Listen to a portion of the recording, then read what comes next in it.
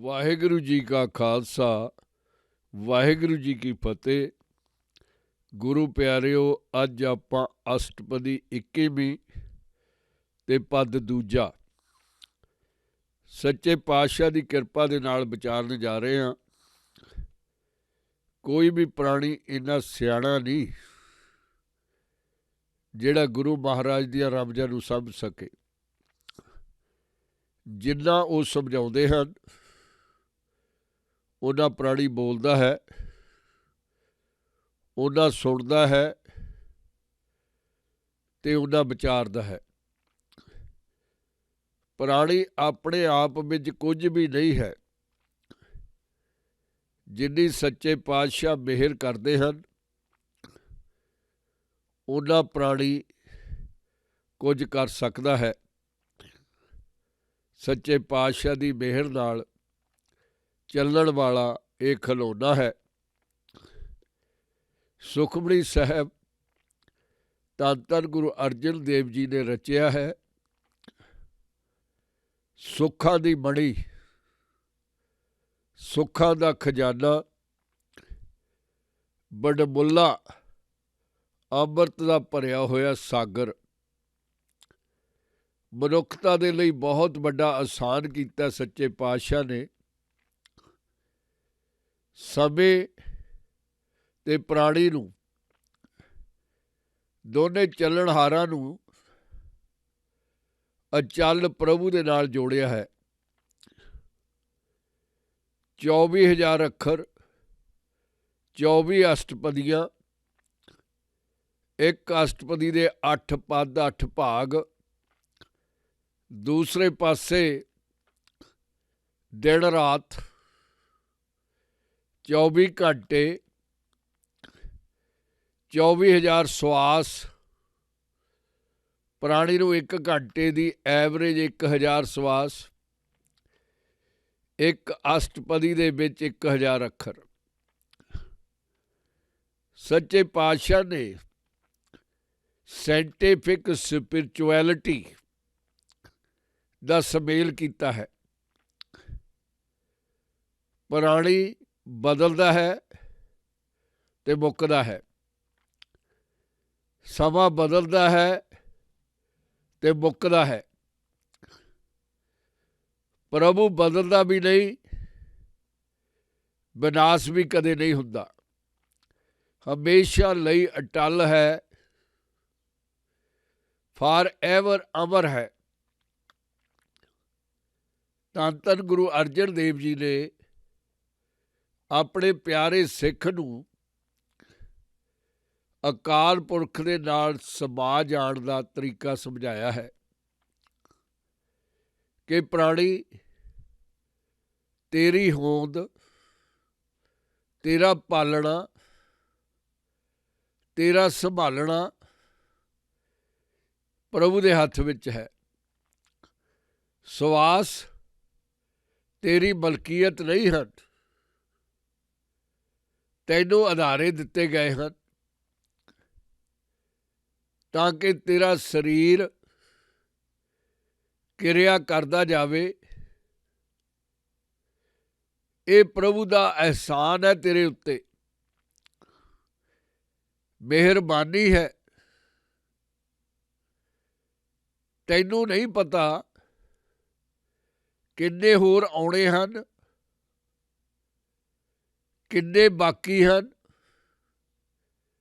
ਇਹ ਸਵਾਸਾਂ ਦਾ ਭੰਡਾਰ ਅਕਾਲ ਦੇ ਹੱਥ ਵਿੱਚ ਹੈ। ਉਹਨੇ ਮਿਹਰ ਕਰਕੇ ਤੈਨੂੰ ਪਹਿਲਾ ਸਵਾਸ ਦਿੱਤਾ, ਫਿਰ ਲਗਾਤਾਰ ਆ ਰਹੇ ਹਨ। ਤੇਰੇ ਜੀਵਨ ਦੀ ਕਿਰਿਆ ਇਹਨਾਂ ਸਦਕਾ ਹੀ ਚੱਲ ਰਹੀ ਹੈ।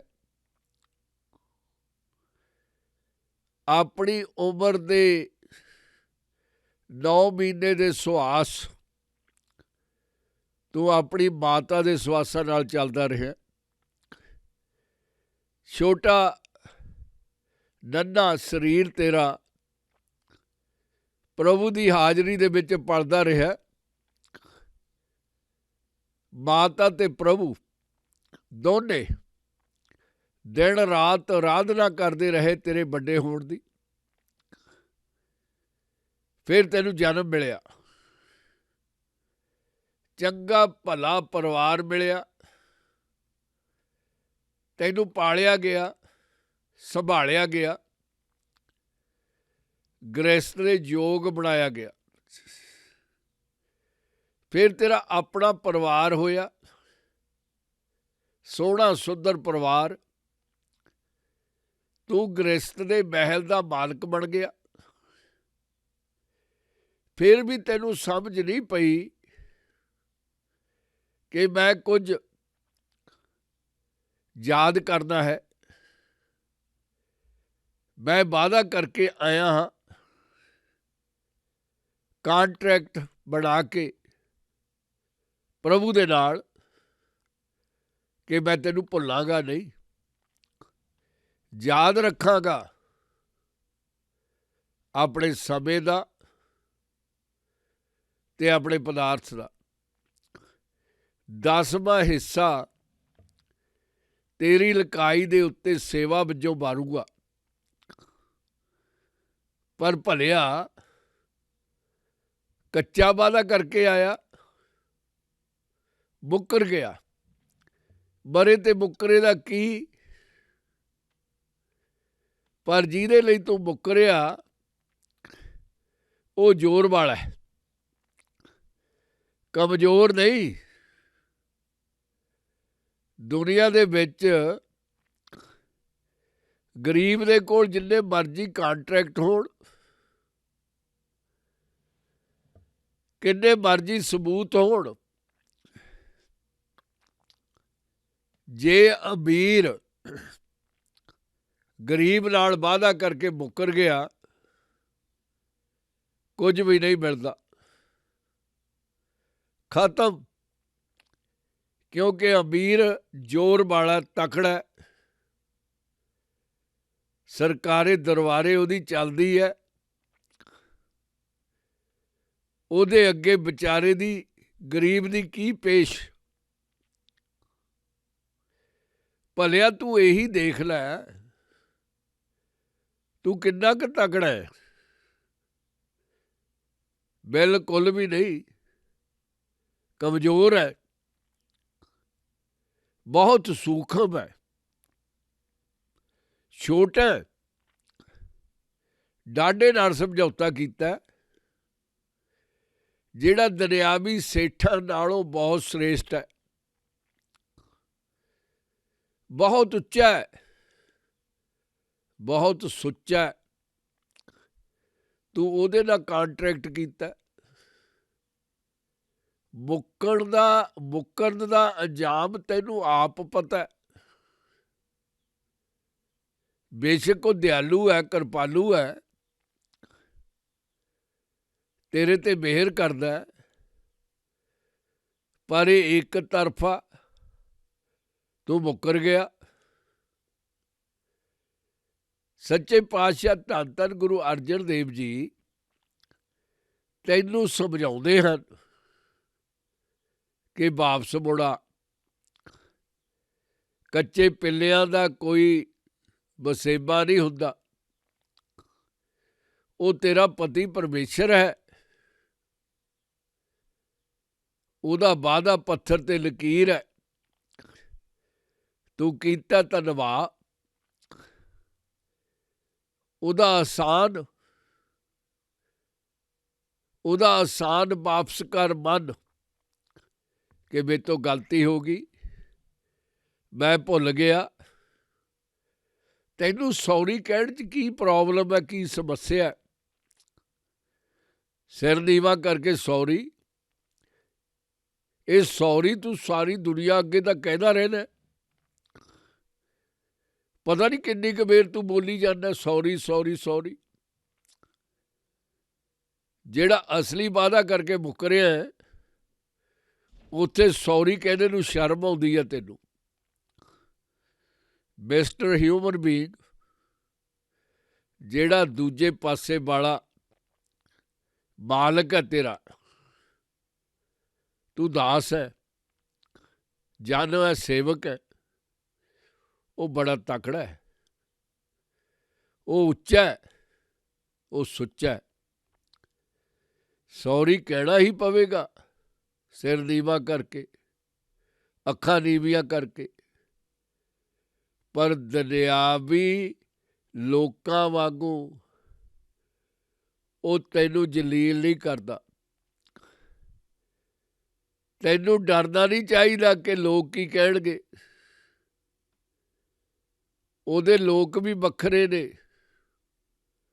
ਉਹਦੇ ਭਗਤ ਆਪਣੀ ਗਲਤੀ ਮੰਨਣ ਵਾਲਿਆਂ ਨੂੰ ਪਿਆਰਦੇ ਨੇ, ਸਤਿਕਾਰਦੇ ਨੇ, ਦੁਨੀਆ ਵਾਂਗੂ ਜਲੀਲ ਨਹੀਂ ਕਰਦੇ। ਤੈਨੂੰ ਕੀ ਵੱਡੀ ਕਠਿਨਾਈ ਆ ਰਹੀ ਹੈ, ਜਸਟ ਸੇ ਸੌਰੀ। ਉਹਦੇ ਚਰਨਾਂ ਵੱਲ ਝੁਕ ਜਾ, ਆਪਣੇ ਆਪ ਨੂੰ ਖਾਲੀ ਕਰ ਦੇ, ਬਚਾ ਨਾ। ਤੇਰੀ ਸ਼ਰਾਰਤ, ਤੇਰਾ ਚਲਾਕਪਣਾ ਤੈਨੂੰ ਫਿਰ ਬਚਾ ਜਾਂਦਾ। ਓਨਾ ਕੁ ਡੁੱਲਦਾ ਜਿੰਨਾ ਕੁ ਫਿਰ ਮੁੜ ਕੇ ਭਰ ਲੈਂਦਾ, ਉਸੇ ਦਿਨ ਹੀ ਭਰ ਜਾਂਦਾ। ਖਾਲੀ ਤਾਂ ਤੂੰ ਹੁੰਦਾ ਹੀ ਨਹੀਂ। ਚਲਾਕੀ ਨਾਲ ਮੱਥਾ ਵੀ ਟੇਕਦਾ, ਪੂਰੇ ਦਾ ਪੂਰਾ ਨੱਕ ਰਗੜਦਾ। ਦੇਖਣ ਵਾਲੇ ਤੈਨੂੰ ਕਹਿੰਦੇ ਆ ਕਿ ਤੂੰ ਬਹੁਤ ਪੱਕਾ ਸ਼ਰਧਾਲੂ ਬਣ ਗਿਆ, ਪਰ ਤੂੰ ਬੜਾ ਖਚਰਾ, ਸ਼ਰਾਰਤੀ ਹੈ। ਮੱਥਾ ਵੀ ਜਾਲੀ, ਕਦੇ ਵੀ ਨਹੀਂ ਹੋਇਆ ਖਾਲੀ। ਪੂਰੇ ਦਾ ਪੂਰਾ ਡੁੱਲਿਆ ਹੀ ਨਹੀਂ। ਉਹ ਤੇਰੇ ਤੇ ਕਿਵੇਂ ਡੁੱਲ ਪਵੇ? ਤੇਰੀ ਗਾਗਰ ਖਾਲੀ ਉਹ ਨਹੀਂ ਹੁੰਦੀ ਹੰਕਾਰ ਵਾਲੀ। ਉਹ ਭਰੇ ਕਿੱਥੋਂ?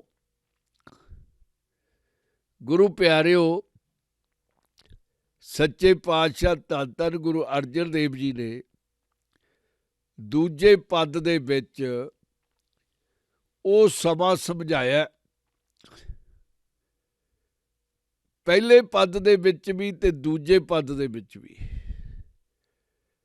ਜਦੋਂ ਪ੍ਰਭੂ ਕੱਲਾ ਸੀ,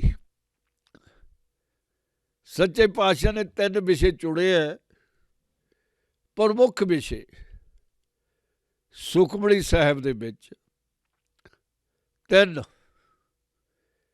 ਪਹਿਲਾ ਤੇ ਪ੍ਰਮੁੱਖ ਵਿਸ਼ਾ ਪਰਮਾਤਮਾ ਦੀ ਆਰਾਧਨਾ, ਪਰਮਾਤਮਾ ਦਾ ਵੱਡਾ ਰੂਪ, ਅਨੇਕ ਵਾਲਾ, ਸ੍ਰੇਸ਼ਟ ਵਾਲਾ, ਵਿਰਾਟ ਰੂਪ, ਅਨੇਕ ਵਾਲਾ, ਬੇਸ਼ੁਮਾਰ ਖਿਲਾਅ ਵਾਲਾ, ਪਸਾਰ ਵਾਲਾ। ਬੜੀ ਸਿਫਤ ਕੀਤੀ ਹੈ ਸੱਚੇ ਪਾਤਸ਼ਾਹ ਨੇ। ਬੜਾ ਪਿਆਰਾ ਗੀਤ ਗਾਇਆ, ਮਿੱਠ ਨਾਲ, ਮਿਠਾਸ ਨਾਲ। ਦੂਸਰਾ, ਸ਼ੁਕਰਾਨਾ ਕੀਤਾ ਉਹਨਾਂ ਭਗਤਾਂ ਦਾ, ਉਹਨਾਂ ਦਾਸਾਂ ਦਾ, ਉਹਨਾਂ ਸੇਵਕਾਂ ਦਾ ਜਿਹਨੇ ਪਾਇਆ, ਜਿਨ੍ਹਾਂ ਨੇ ਪਾ ਲਿਆ ਤੇ ਆ ਕੇ ਪਾ ਲਿਆ ਤੇ ਉਹਦਾ ਸ਼ਾਖ ਰੂਪ ਬਣ ਗਏ। ਬੜੀ ਉਸਤਤ ਕੀਤੀ ਹੈ ਸੱਚੇ ਪਾਤਸ਼ਾਹ ਨੇ ਉਹਨਾਂ ਦੀ, ਦਰਵੇਸ਼ਾਂ ਦੀ। ਚਰਨ ਧੂੜੀ ਲੋਚੀ ਆ ਉਹਨਾਂ ਦੀ। ਦਿਨ ਰਾਤ ਸੇਵਾ ਕਰਨ ਦੇ ਲਈ ਸੱਚੇ ਪਾਤਸ਼ਾਹ ਅਰਦਾਸਾਂ ਕਰਦੇ ਨੇ, ਬੇਨਤੀਆਂ ਕਰਦੇ ਨੇ ਕਿ ਪ੍ਰੀਤਮ ਪਿਆਰੇ, ਮੌਕਾ ਦੇ, ਤੇਰੇ ਸੇਵਕਾਂ ਦੀ ਮੈਂ ਸੇਵਾ ਕਰਾਂ, ਮੈਂ ਆਪਣਾ ਆਪ ਵਾਰ ਦੇਵਾਂ ਉਹਨਾਂ ਉੱਤੋਂ, ਕੁਰਬਾਨ ਹੋ ਜਾਵਾਂ।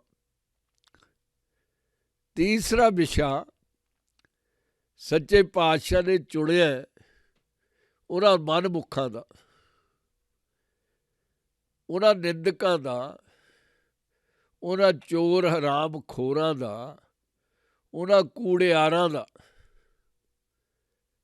ਜਿਹੜੇ ਆਪਣੀ ਆਦਤ ਦੇ ਮੁਤਾਬਕ ਭਗਤਾਂ ਨੂੰ ਪਰੇਸ਼ਾਨ ਕਰਦੇ ਹਨ, ਜਲੀਲ ਕਰਦੇ ਹਨ,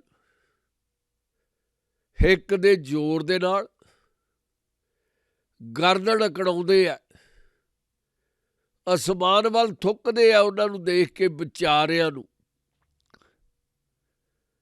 ਸੱਚੇ ਪਾਤਸ਼ਾਹ ਨੇ ਉਹਨਾਂ ਨੂੰ ਉਹਨਾਂ ਦੀ ਥਾਂ ਦਿਖਾ ਦਿੱਤੀ ਕਿ ਇੰਨੇ ਜੋਗੇ ਹੋ, ਕਿਸੇ ਜੋਗੇ ਵੀ ਨਹੀਂ।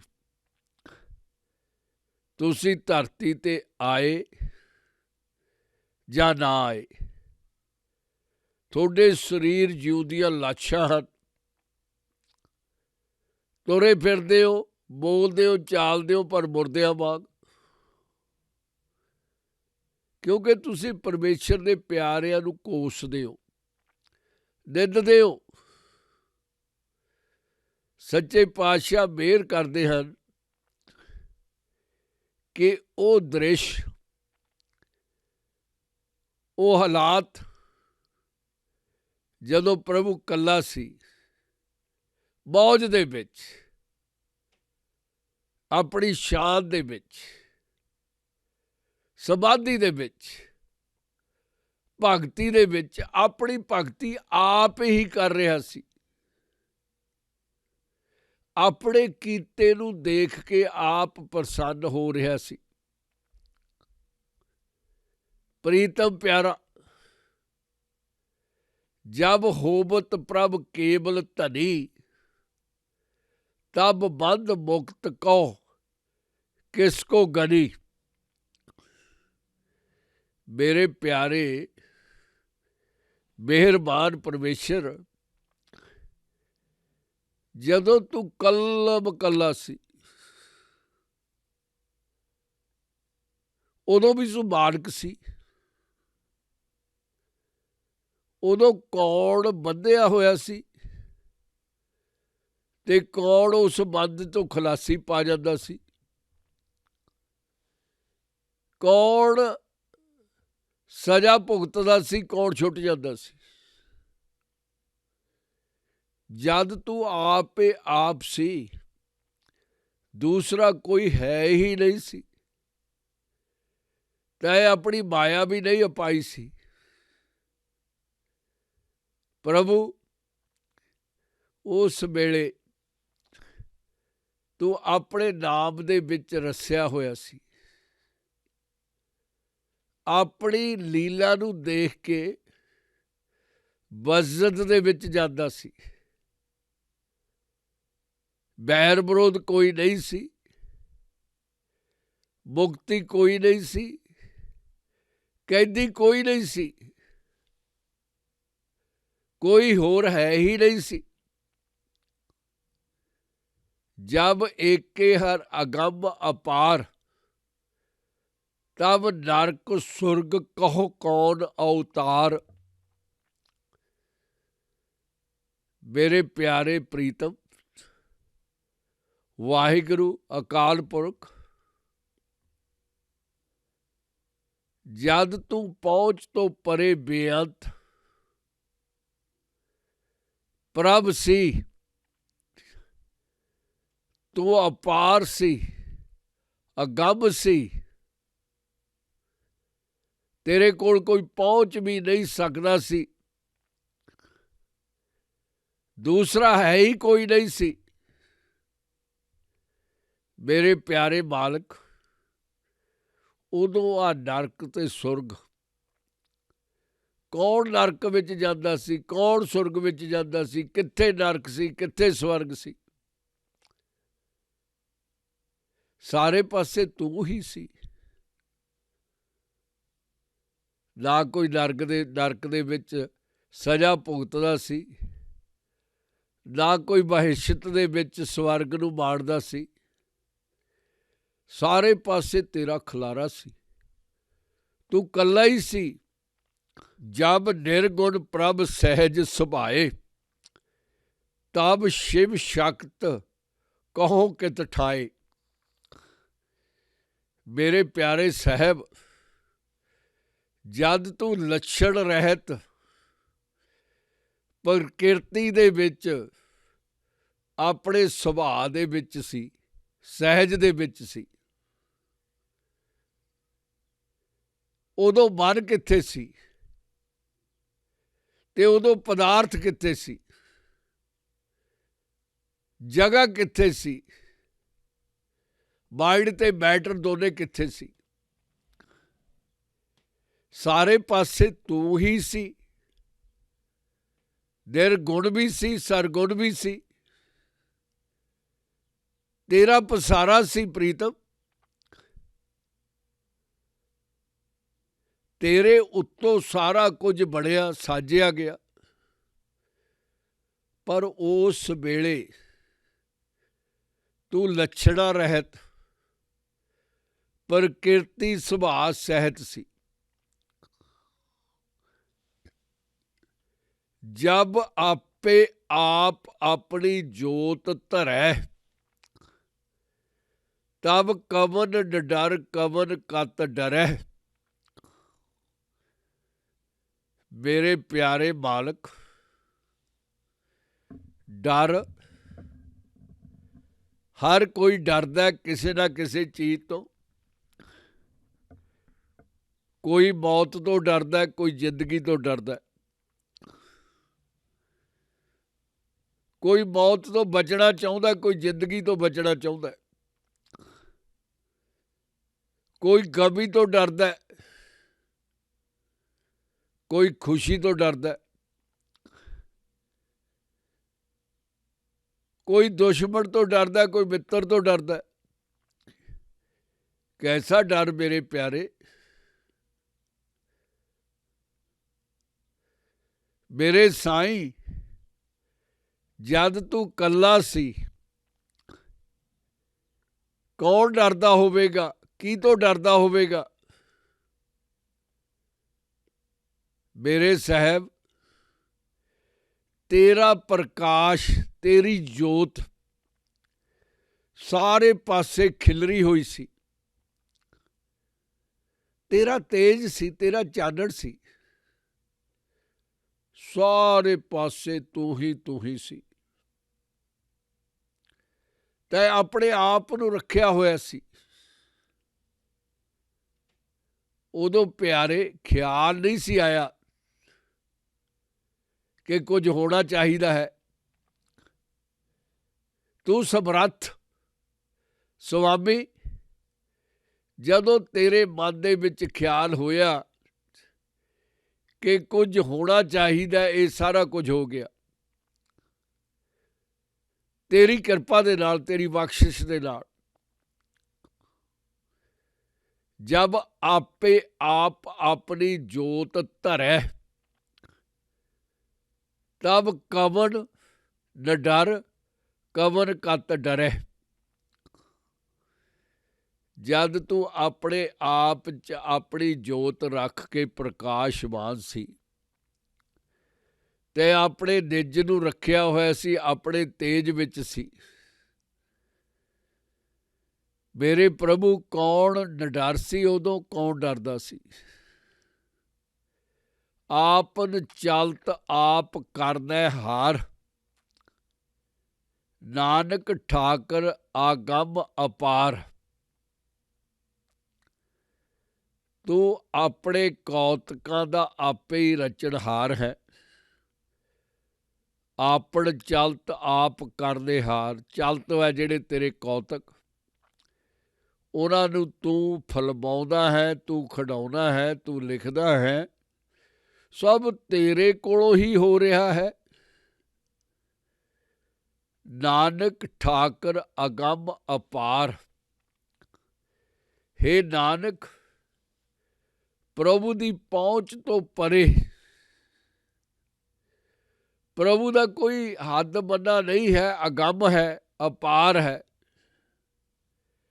बेड़िया नहीं जा सकता, गिणिया नहीं जा सकता। उहदे तक पहुँच भी नहीं की जा सकती। उहनूं महसूस किया जा सकता हर पल अपने अंदर। नानक, प्रभु पहुँच तो परे ते आर पार तो भी परे है, रहत है। गुरु प्यारिओ, इसे पद नूं आपां अंग्रेजी दे विच विचार लईए। सच्चे पातशाह दी किरपा दे नाल जब होवत प्रभ केवल धनी, तब बंद मुक्त कहो किसको Ghani. When the Lord was the sole master, then say he was accounted as bound or delivered. He was all alone by himself. Who can answer the question that somebody was chained down and somebody was free from Maya? There was no Maya that time. There was no material that time. Only God, only Lord was everywhere. जब एके हर अगम अपार, तब नरक सुर्ग कहो कौन अवतार। When there was the only one inaccessible and infinity Lord, then say who did enter hell or heaven, hell or paradise. My Lord, when you were only one, nobody could reach you, and you were forever. Then the question of hell and heaven don't rise. You were everything. Your creation was inside of you. You were the creator and creation same time, that time. You had the art to create, but with your pleasure, with your choice, you did not use it. Later you made the mind. Everything was created. जब निर्गुण प्रभ सहज सभाए, तब शिव शक्त कहूँ कित ठाए। When the unaccessible, unqualitative Lord was with his inherent nature, then say at when place was mind and where was the matter. When he existed by himself and his nature was patience, and he was symbolless, and his mind was great, like water flow. Then there was no material. Then where was the place? Where was the mind? जब आपे आप अपने जोत धरै, तब कवन डर कवन कत डरे. When himself did hold his own light, who was then fearless, and who did fear anyone? When one was only one, there was no fear. He been fear always, fearless. Guru Nanak gave the character of Lord. Ek Onkar Satnam, Karta Purkh Nirbhau Nirvair, Akal Murt, Ajuni Sahibang, Gur Prasad Jap. Fearless. envyless. You were that time. But when the creation was created, fear did not come to you. You never had fear. Envy did not come to you. You never had an enemy. But your creation got fear without you, without not having trust in you. Got fear. When go away from you, they got envy. Your creation got envy. They can come back to you, become fearless and become envyless, but only with your grace. But that time, you were the only one. You had light in you, your own personal energy, which you give to everyone now. And you were so happy with you, yourself. The question does not rise. Who was fearful? Who was fearless? आपन चलत आप करने हार, नानक ठाकर अगम अपार. He himself is the performer of his plays. Nanak, the Lord is unapproachable and unlimitable and illimitable. There is no limit. Nobody can go see him, approach him. When his lovers approach him, it's a different way.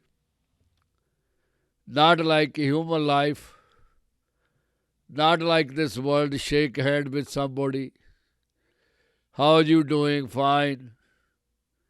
Not that kind of approach. आपन चलत आप करने हार. All the plays. He is the one created, directed, and acted. All of them. Because he is unapproachable and illimitable. ਗੁਰੂ ਪਿਆਰਿਓ, ਸੰਖੇਪ ਦੇ ਵਿੱਚ ਸੱਚੇ ਪਾਤਸ਼ਾਹ ਮਿਹਰ ਕਰਕੇ ਸਾਨੂੰ ਸਮਝਾਉਂਦੇ ਹਨ ਕਿ ਜਦੋਂ ਅਰਬਦ ਨਰਬਦ ਤੱਦੂ ਧਾਰਾ, ਜਦੋਂ ਹਨੇਰ ਸੀ, ਸਾਰੇ ਪਾਸੇ ਸਹਿਜ ਸੀ, ਚੁੱਪ ਚਾਪ ਸੀ, ਆਪ ਮਸਤ ਸੀ, ਆਪਣੇ ਆਪ ਵਿੱਚ ਦਿਆਲੂ ਕਿਰਪਾਲੂ ਵਜ਼ਤ ਦੇ ਵਿੱਚ ਸੀ, ਮਹਾ ਸ਼ਾਂਤੀ ਪ੍ਰਾਪਤ ਸੀ। ਉਸ ਵੇਲੇ ਕੋਈ ਕ੍ਰੀਏਸ਼ਨ ਨਹੀਂ ਸੀ, ਮਨੁੱਖ ਨਹੀਂ ਸੀ, ਪਸ਼ੂ ਪੰਛੀ, ਇਨਸੈਕਟ ਜੀਵ ਕੋਈ ਵੀ ਨਹੀਂ ਸੀ, ਧਰਤੀ ਵੀ ਨਹੀਂ ਸੀ, ਆਕਾਸ਼ ਵੀ ਨਹੀਂ ਸੀ, ਸੂਰਜ ਵੀ ਨਹੀਂ ਸੀ, ਚੰਦ ਵੀ ਨਹੀਂ ਸੀ, ਤਾਰੇ ਵੀ ਨਹੀਂ ਸਨ, ਪਹਾੜ ਵੀ ਨਹੀਂ ਸਨ, ਪਤਾਲ ਵੀ ਨਹੀਂ ਸਨ। ਇੱਕੋ ਇੱਕ ਪ੍ਰੀਤਮ ਪਿਆਰਾ ਕਲਮ ਕੱਲਾ ਮਾਲਕ ਮਸਤੀ ਦੇ ਵਿੱਚ ਆਪਣੇ ਆਰਾਮ ਹੰਢਾ ਰਿਹਾ ਸੀ। ਆਪ ਬੇਅੰਤ ਸੀ, ਪਹੁੰਚ ਤੋਂ ਪਰੇ। ਆਪਣੀਆਂ ਸ਼ਕਤੀਆਂ ਨੂੰ ਸੰਜਮ ਦੇ ਨਾਲ ਆਪਣੇ ਕੋਲ ਰੱਖ ਰਿਹਾ ਸੀ। ਆਪਣੀਆਂ ਭਗਤੀਆਂ ਨੂੰ ਸਹਿਜ ਦੇ ਨਾਲ ਆਪਣੇ ਕੋਲ ਸੰਭਾਲ ਰਿਹਾ ਸੀ। ਬੇਅੰਤ ਪਹੁੰਚ ਤੋਂ ਪਰੇ ਉਸ ਵੇਲੇ ਸਵਰਗ ਤੇ ਨਰਕ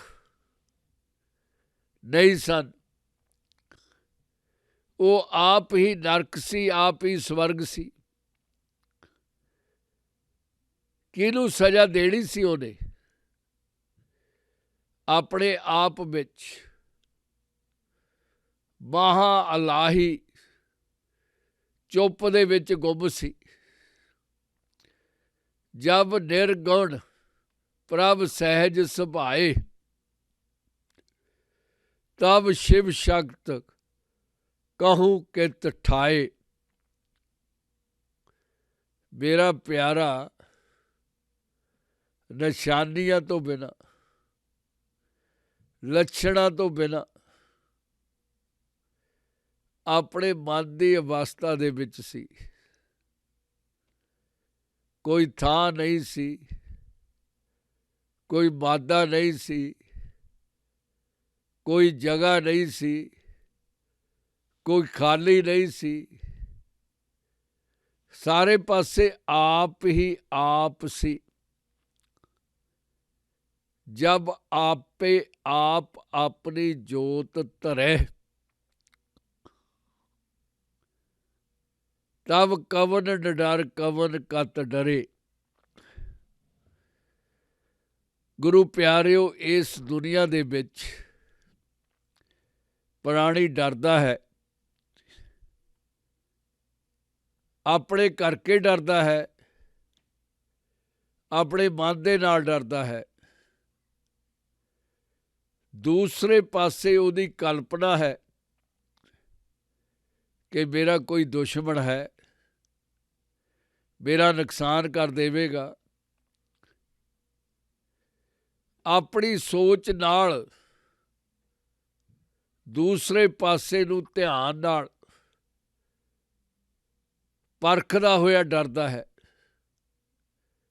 ਕਿ ਮੇਰੇ ਉੱਤੇ ਆ ਨਾ ਆ ਜਾਵੇ। ਬੇਸ਼ੱਕ ਪ੍ਰਸਤਾ ਤਾਪ ਹੈ, ਆਪਣੇ ਕੀਤਿਆਂ ਹੋਇਆਂ ਉੱਤੇ ਪਛਤਾਉਂਦਾ ਹੈ, ਪਰ ਡਰ ਯਕੀਨੀ ਹੈ। ਜਦੋਂ ਪੈਦਾ ਹੋਇਆ ਤਾਂ ਡਰ ਸੀ, ਜਦੋਂ ਜਨਮ ਲਿਆ ਕੋਈ ਦੁਸ਼ਮਣ ਨਹੀਂ ਸੀ। ਦੁਸ਼ਮਣ ਵੀ ਆਪ ਪੈਦਾ ਕੀਤੇ, ਡਰ ਨੂੰ ਵੀ ਆਪ ਖੋਜਿਆ। ਇਹ ਬਿਮਾਰੀਆਂ ਦਾ ਜ਼ਿੰਮੇਵਾਰ ਆਪ ਹੀ ਬਣਿਆ। ਜੇ ਉਹਦਾ ਬਣ ਕੇ ਰਹਿੰਦਾ, ਉਹਦੇ ਉੱਤੇ ਭਰੋਸਾ ਰੱਖਦਾ, ਯਕੀਨ ਧਾਰੀ ਰੱਖਦਾ, ਤਾਂ ਡਰਨ ਦਾ ਸਵਾਲ ਨਹੀਂ ਸੀ ਉੱਠਣਾ। ਦੁਸ਼ਮਣ ਵਾਲਾ ਸਵਾਲ ਵੀ ਨਹੀਂ ਸੀ ਪੈਦਾ ਹੋਣਾ। ਆਪਣੀ ਸੋਚ ਨਾਲ ਪ੍ਰਭੂ ਤੋਂ ਦੂਰ ਜਾਣ ਕਰਕੇ,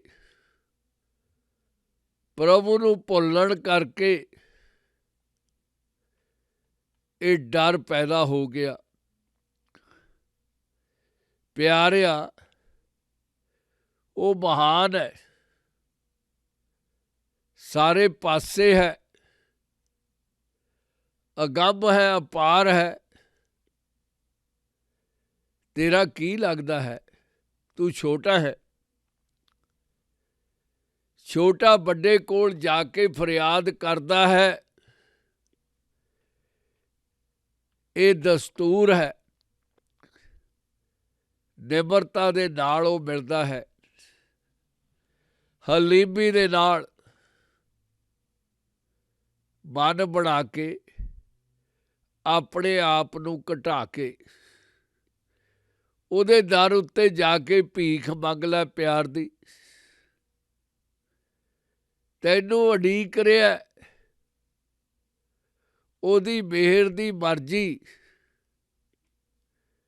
ਤੈਨੂੰ ਉਡੀਕ ਰਹੀ ਹੈ। ਮਾਇਆ ਦੀ ਨਾ ਸੁਣ, ਬੇਪਰਵਾਹ ਹੋ ਜਾ, ਡਰ ਚੁੱਕ ਦੇ, ਪਰਾਂ ਸੁੱਟ ਦੇ। ਇਹ ਮਾਇਆ ਤੈਨੂੰ ਡਰਾਉਂਦੀ ਹੈ, ਪ੍ਰਭੂ ਦੇ ਨੇੜੇ ਜਾਣ ਤੋਂ ਰੋਕਦੀ ਹੈ। ਹਿੰਮਤ ਕਰ, ਗੁਰੂ ਦੀ ਮੰਨ ਲੈ, ਉਸ ਅਗੰਮ ਦੇ ਚਰਨਾਂ 'ਚ ਢਹਿ ਪੈ,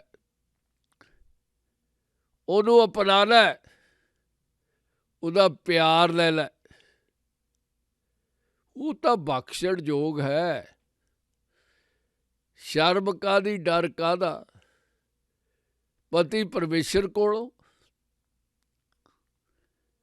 ਤੂੰ ਚਾਅ ਦੇ ਨਾਲ ਜਾ, ਉਹ ਉਡੀਕ ਰਿਹਾ ਬਾਹਾਂ ਖਿਲਾਰ ਕੇ। ਗੁਰੂ ਪਿਆਰਿਓ, ਅੱਜ ਇੰਨਾ ਹੀ ਸੱਚੇ ਪਾਤਸ਼ਾਹ ਨੇ ਅਪਾਰ ਕਿਰਪਾ ਕੀਤੀ ਹੈ। ਵਾਹਿਗੁਰੂ ਜੀ ਕਾ ਖਾਲਸਾ, ਵਾਹਿਗੁਰੂ ਜੀ ਕੀ ਫਤਿਹ।